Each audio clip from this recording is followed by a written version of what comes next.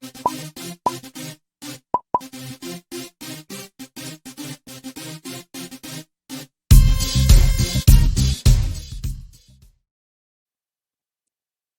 everyone, this is Nick and Ron with another edition of Ask Ron. How you doing today, Ron? Man, I'm good. Just got back from Las Vegas, ready to go. We had a 4-day event out there. It was a great event. Well, we got a few questions, quite a few questions this week. First one is from Mikeah in Texas. Can you buy homes with a land trust? Yes, land trusts work in all 50 states, and that's how my Texans are buying homes. All right, next question.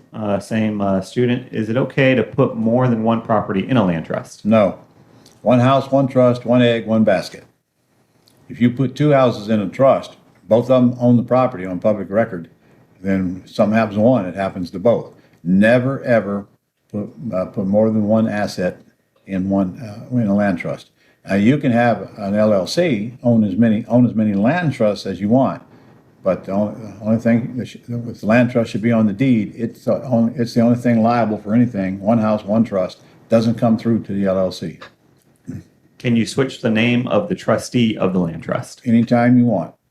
If you want to fire a trustee and appoint another one, there's a form on the Gold Club called Appointment of Successor Trustee. However, something should be recorded.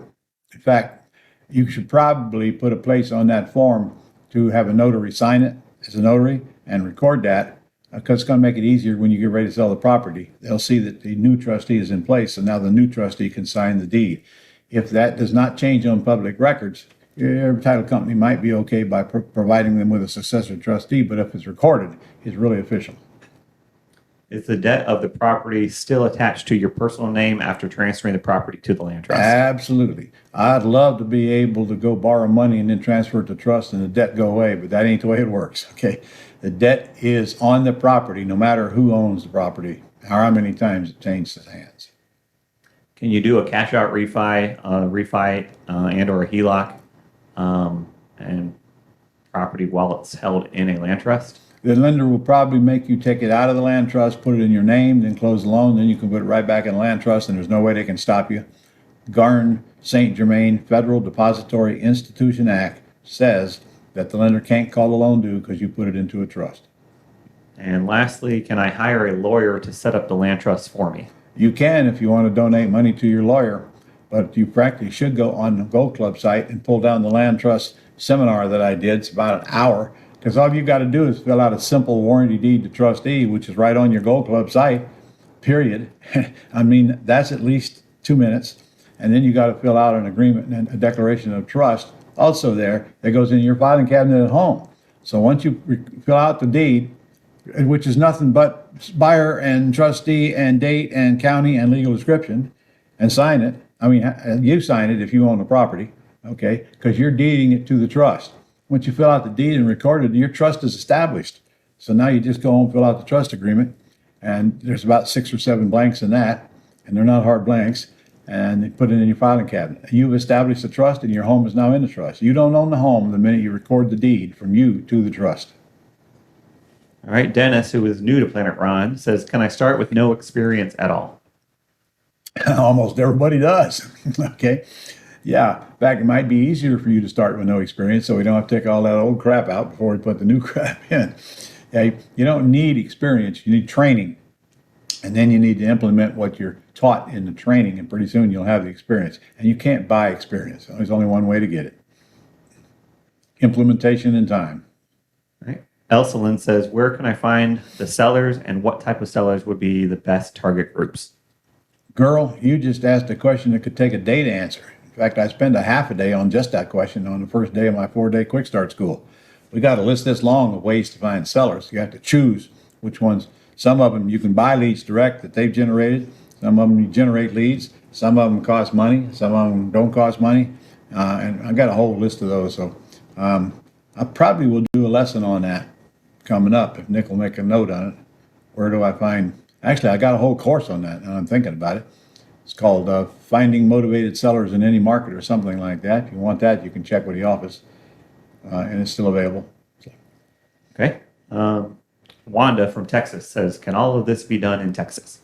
Nope, Texas is the only state it won't work, Wanda. You got to move. Just kidding. I have thousands of students in Texas. I do a boot camp there at least once a year. Just did one there, I think, last month. So yes, it works in Texas. Sean says, do you have to hold the non-refundable option deposit until they No. buy or leave the house? The minute that tenant buyer gives you that check, it's your money to do whatever the heck you want to. You're not a realtor holding the money for someone else. It's your money, and it's non-refundable. So if they don't buy, they forfeit it. But if they do buy, then it shows on their closing statement. Somebody gives you 20 grand, it'll show that that the seller's already received 20 grand, and that'll reduce the amount the seller needs to bring to closing. So you don't have to bring it to closing like a realtor would if they're holding it, and you don't have to put it in any account. Of course, you got to put it in some account, but then you can do whatever you want. I mean, go to Hawaii if you want. Whatever you want. Go buy pot with it. It doesn't matter what you do with it. It's your money. Mark, see what state was Sean in? Let me make sure that's legal first. Mark says, how much money do you need What to have? difference does that make? They want to go buy pot, they're going to go buy pot. Mark says, how much money do you need to have saved up to make your first deal and buy a house on terms? I just did a boot camp in Vegas, and students brought in leads, and we got 11 deals out of those leads. And they only contacted about 125 people to get 11 deals. That's 125 calls because my mentor called them. I had 7 mentors at that event. It was a great event. And they were all leads generated by the Gold Club, which are the lowest quality leads, and we still got 11 deals out of that. 6 of those 11 deals were nothing down. So if you don't have any money, how much do you have to raise to buy a nothing down deal? Okay. The answer is closing costs, and that'll depend on what state you live in. For example, Texas, Texas, Arizona, almost no closing costs. But if you live in a state, you just got to figure out where am I going to get the money to pay the closing costs. And I'm telling you, there's somebody around you that'll loan you the money to pay closing costs because you're going to tell them when I put a tenant buyer back in the house, then I'm going to pay you back your money plus a good bonus. You need $3,000 for closing costs, then when you put a tenant buyer in the house, give them $4,000 back. Okay, not hard to get people to write small checks like that, especially. Or you can, if you're in our mentoring program, I'll put up the money. I'll talk you out of it first for that amount of money because you're giving up 75% of the deal if I put up the money. But you need to get the thing under contract and quit worrying about where the money's going to come from. It costs you nothing to put something under contract but a $10 deposit when you're working with a FSBO. And we're not working with realtors, we're working with FSBOs in the terms business. And same with wholesaling. I know people that wholesale 200 or more houses a year. How do they do it? They do it all electronically.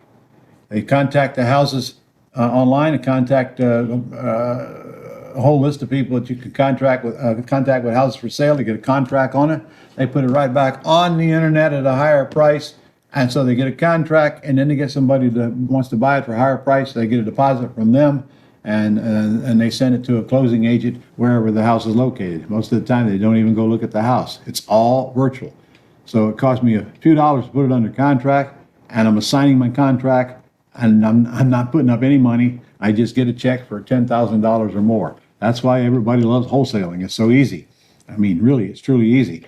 Hard part is we've got to find the wholesale deals. So that's where you're going to have to get a little bit of training so you can go find those deals. And they're all in FSBOs. Okay, you're not going to find the deals in the MLS today.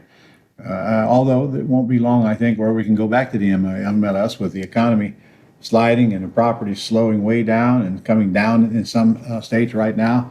There's going to be a time not too far from now when we'll be buying out of the MLS again. But right now, competition is fierce out of the MLS. So you got to contact FSBOs that have properties that need rehab and just put them under contract and flip them. And there are thousands of wholesalers all around the country doing that day in and day out. Does not require money.